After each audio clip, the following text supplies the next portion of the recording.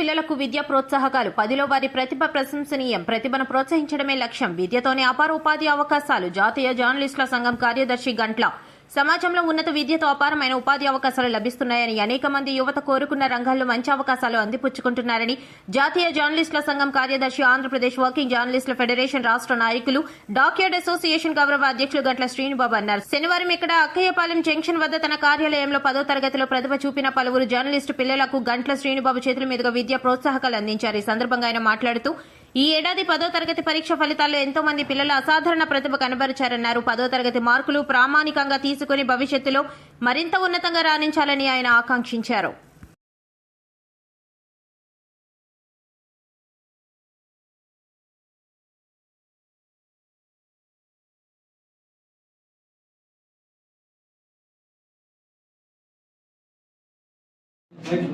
అందరికీ నమస్కారం. మరి జర్నలిస్టుల పిల్లలు కూడా 10వ తరగతి పరీక్షా ఫలితాల్లో అద్భుతమైన ప్రతిభ కనబరిచారు. మరి అందులో భాగంగానే యోగితా బిందు 595 మార్కులతో టాపర్గా నిలిచింది. అలాగే మిగతా అమ్మాయిలు కూడా చక్కగా స్కోర్ చేశారు. అయితే 10వ తరగతి ఫలితాలను ప్రామాణికంగా తీసుకుని కాకుండా భవిష్యత్తులో మీరందరూ ఉన్నత విద్యాభ్యాసంకి వెళ్తారు కాబట్టి ఇంకా మంచి మార్కులు సాధించాలని, అలాగనే వచ్చిన మార్కులతోనే తక్కువ వచ్చాయని మీరు ఇంకా డిస్సాటిస్ఫైడ్ అవ్వకుండా వచ్చిన మార్కులను ప్రామాణికంగా తీసుకొని భవిష్యత్తులో మరింతగా రాణించడానికి ఉపయోగపడతాయి మార్కులు. అందుకనే ఈ పిల్లలను ప్రోత్సహించాలనే ఉద్దేశంతోనే ఈరోజు కేవలం జర్నలిస్టుల పిల్లలు మొత్తం 9 మందిలోకి ఈరోజు 6గురికి ముందుగా సత్కరించి విద్యా ప్రోత్సాహకాలు అందించాం. అలాగే భవిష్యత్తులో కూడా మరికొంతమంది పిల్లలకు కూడా ఈ ఉపకార వేతనాల పంపిణీ కార్యక్రమం నెరవేర్చడం జరుగుతుంది. దాదాపు గత ఏడాది 125 మందికి విద్యా ప్రోత్సాహాలు అందజేసాం. అలాగే ఈ ఏడాది కూడా జూన్ 28న అతిపెద్ద ప్రోగ్రాంలోనే పిల్లలందరికీ కూడా ఈ విద్యా ప్రోత్సాహకాలు ఉపకార వేతనాలు అందజేసి వాళ్ళని ప్రోత్సహించడం సంకల్పం. 10వ తరగతి ఫలితాల్లోనే ఎక్కువ అమ్మాయిలు స్కోర్ చేసినప్పటికీ కూడా ఈ మార్కుల్ని ఎవరికి వచ్చిన మార్కులు వాళ్ళు సాటిస్ఫాక్షన్గా ఫీల్ అవ్వాలి. ఆ 600కి 600 రావాలని కొంతమంది పట్టుపట్టడం, అలాగే 595 వచ్చినా అన్సాటిస్ఫాక్షన్గా ఉండడం సరికాదు. మనకి ఏదైనా ఒక 5 మార్కులు తక్కువే అంటే 5 మార్కులు కూడా మనం కంపేర్ చేసుకుని ఇంటర్మీడియట్లో మరింత మెరుగైన ఉత్తీర్ణత సాధించడం. అలాగే రేపు పొద్దున్న భవిష్యత్తులో కొంతమంది నీట్కి వెళ్తారు, కొంతమంది విభిన్న కోర్సులకు వెళ్తారు. కాబట్టి ఈ మార్కులు మీకు బాగా వచ్చాయి, వచ్చినట్లతో బాగా సాటిస్ఫాక్షన్ అయ్యి ఇంకా భవిష్యత్తులో ఉన్నత విద్య రాణించాలి. ఒక్క విద్యతో మాత్రమే మీకు మంచి ఉపాధి అవకాశాలు లభిస్తాయి. ఈరోజు చదువుకోవడానికి మనకు విశాఖపట్నంలో ఎన్నో అవకాశాలు ఉన్నాయి. ప్రపంచవ్యాప్తంగా ఉన్న 53 దేశాలకు చెందిన విద్యార్థులు మన ఆంధ్ర విశ్వవిద్యాలయంలో చదువుకుంటున్నారు.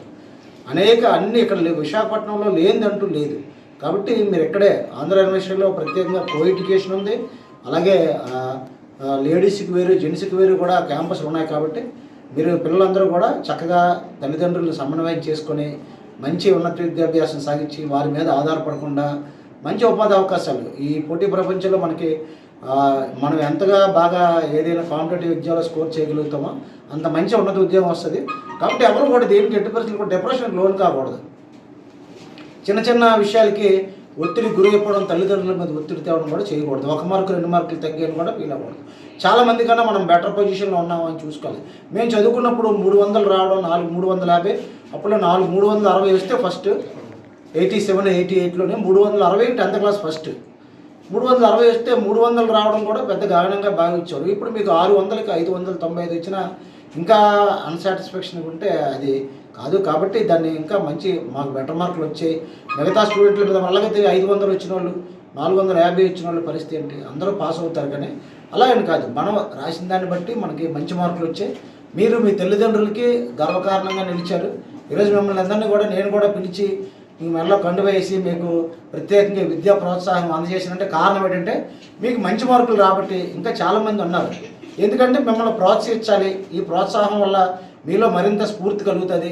ఇంటర్లో మంచి స్కోర్ చేస్తారు మీకని చెప్పి, అంతేగాని మార్కులు తక్కువ వచ్చిన వాళ్ళు వేరే విధంగా తీసుకోవడం, ఎక్కువ వచ్చిన వాళ్ళు ఎక్కువ ఉండకూడదు. అందరూ సమానమే. ఒక్కొక్క సబ్జెక్టులో కొంతమందికి వారు రాసిన దాన్ని బట్టి, అక్కడ వారి టాలెంట్ని బట్టి, ఆన్సర్ చేసిన దాన్ని బట్టి మార్కులు కేటాయించబడతాయి. కొంతమంది లాంగ్ ఆన్సర్ నోట్ చేసినప్పటికీ కూడా దాంట్లో కంటెంట్ లేకపోతే మార్కుల పర్సంటేజ్ తగ్గిపోతుంది మనం ఎంత రాసినప్పటికీ కూడా.